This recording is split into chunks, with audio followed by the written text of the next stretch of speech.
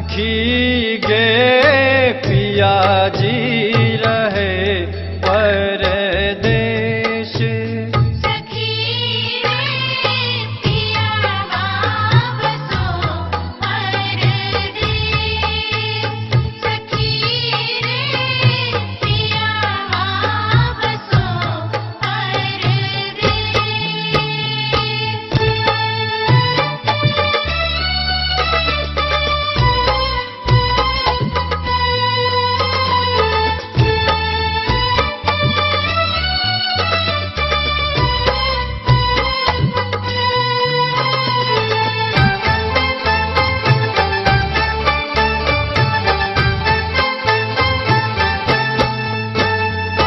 रागो एखन बेराग लगैया केहनो रंग नहीं भाई। ओ बिरहन बनल छी हुनकर आए हम पल पल याद सताए। ओ मन में हुई बरखा कलेश। सखी गे पिया जी रहे परदेश। सखी गे पिया जी रहे परदेश। सखी रे पिया बसो परदेश। सखी रे पिया बसो परदेश।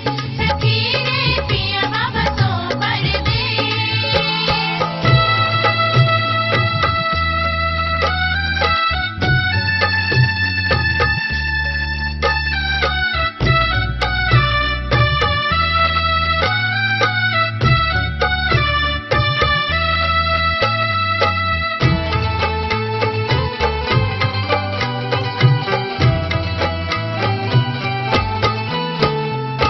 कोना का सही हम बसंती पवन के होता छठ दूर देश।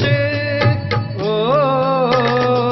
कहिया तक रहतै कखन हटतै अपन जुदाईक कुहेश।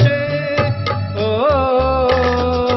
आइ तक भेलै नहीं श्री गणेश। सखी गे पिया जी रहे परदेश। सखी गे पिया जी रहे परदेश।